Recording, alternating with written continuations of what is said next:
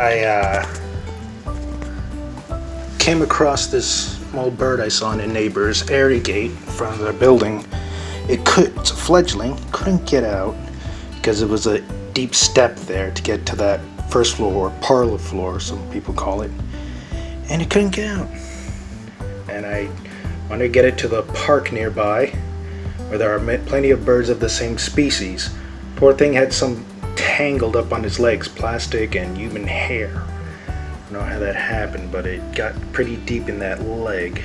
Yeah, just cutting into his leg. I use a small scissor here for the to remove it from my little kit here. Poor little guys will hopefully recover. All I can do, since birds don't have a sense of smell and they instinctively protect, like, tend to small babies in the wild that are chirping for food, so they don't have a sense of smell, so it won't scare away the adults me touching it at all. Most I would have to worry about are mites, because birds carry a lot of mites, I've learned.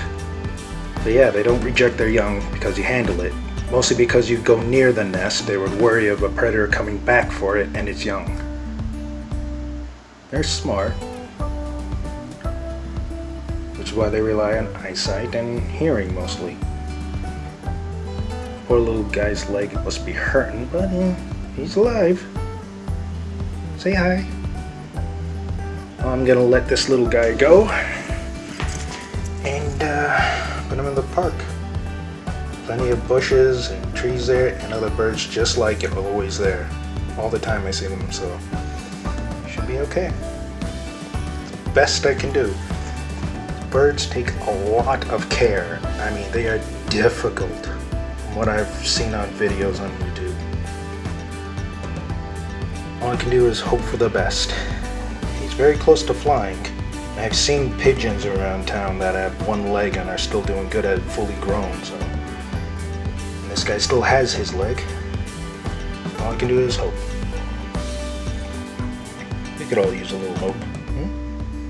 Is that right? Okay, time to go home. Back to the wild.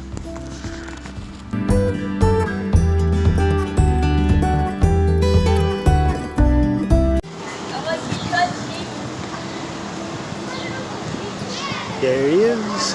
The little guy's free as a bird. In the park.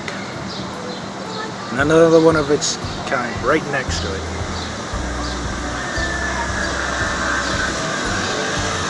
I think he'll be fine. I hope. A whole flock of them. This is Edge81Y signing off.